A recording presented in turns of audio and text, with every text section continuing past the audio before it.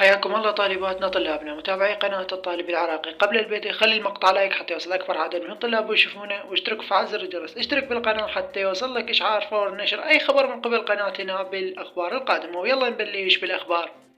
المحور الأول، المحور ليش الصف السادس الابتدائي ما شملهم التكييف في المناهج الدراسية؟ أولا طلابنا الصف السادس الابتدائي هو ليست صفوف بكالوريا، اللي ما تمتحن بكالوريا وزاري إنه ما راح تشمل بالتقليصات، كل من حسب مدرسته. لذلك من صلاحية الأستاذ إنه وين ما يوصل بالمادة الدراسية راح يمتحنكم بيها، والمدرسة هي اللي تحدد المنهج الدراسي والفصول اللي داخله.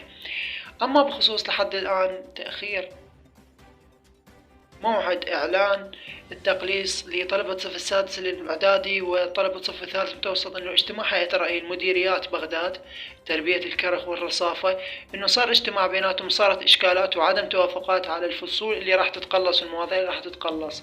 ينتظرون اجتماع نهائي اللي راح تقر به التكليفات للمناهج الدراسية خلال اليومين القادمتين. راح ننشر لكم فورا.